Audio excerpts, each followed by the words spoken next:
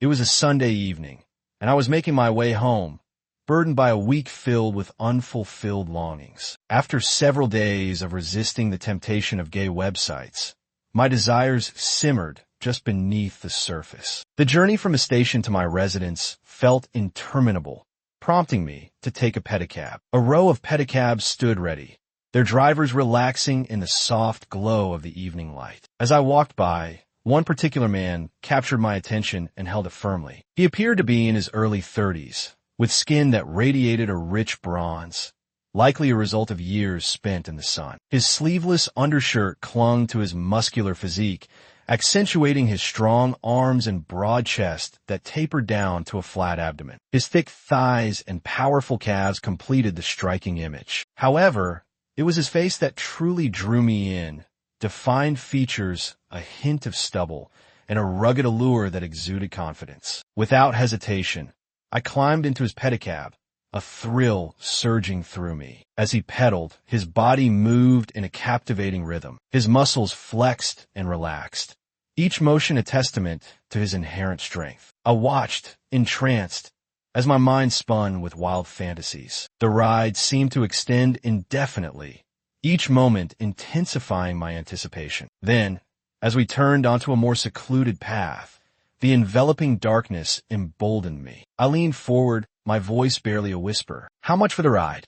"Just $5, he responded, his voice deep and alluring. My heart raced, but I only have 4. A small white lie, driven by my breathless excitement. An awkward silence filled the air. 5 seconds. 10. Then, he made no move to stop me. My fingers trembled with eagerness as they slipped beneath his waistband. Heat emanated from him. I grew bolder, my grip tightening. A shudder coursed through him, accompanied by a low, guttural sound escaping his lips. His arousal was evident, the outline of his desire clearly visible beneath his shorts. No one was around to witness. There was no reason to hold back. The road shifted beneath us, and then stillness. I looked up. We were deep in the wilderness. He exited the pedicab, his expression inscrutable, yet filled with an intense, unvoiced longing. Without uttering a single word, he approached me. I knelt before him, my fingers gliding down his legs as I gradually removed his well-worn shoes. Leaning closer,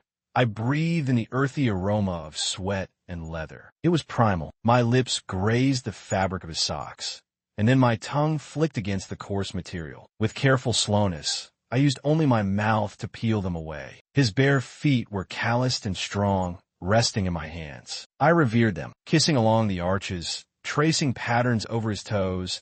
My lips followed the contours of his ankles, his calves, and then his robust thighs. I nipped at the firm flesh, relishing the way he tensed under my touch. Each time, I stopped just shy of his inner thigh. I mounted him, straddling his lap and grinding against him. Our lips met, teasing, tasting. His breath was warm against my skin. I removed his undershirt, unveiling a sculpted torso, broad chest, taut abdomen. I kissed my way down, my fingers working his waistband lower, revealing him gradually. He remained silent, yet his body conveyed everything. My fingers wrapped around his length, stroking and exploring. Then I took him into my mouth. He felt heavy on my tongue, his flavor intoxicating. Time seemed to dissolve. My jaw throbbed, but I persisted. His breathing became erratic, his grip tightening in my hair. Then, a sharp gasp. He lost control. Heat surged deep down my throat. I pulled back, coughing slightly. My throat burned from the intensity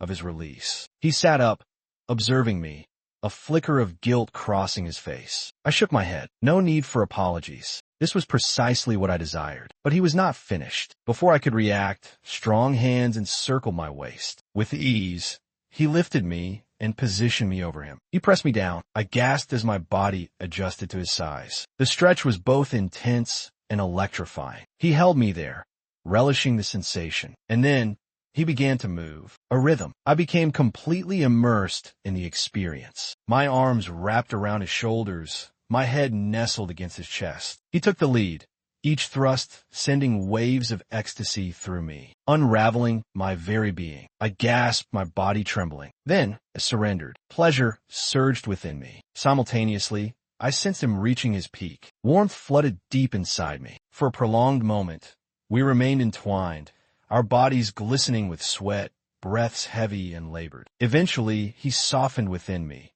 yet I chose to stay still, resting my forehead against his chest. His heartbeat was calm and steady. Sleep enveloped me. By morning, one truth was clear. This would not be our final encounter. After all, he had a family, obligations, a life that extended beyond this moment. Our lives were distinct, yet in those fleeting instances, we discovered something raw and genuine. And sometimes that was sufficient. Thus, the journey continued, a playful interplay of desire and secrecy, where each meeting was a delightful escape from the ordinary. After all, who could predict the surprises lurking in the shadows of the night?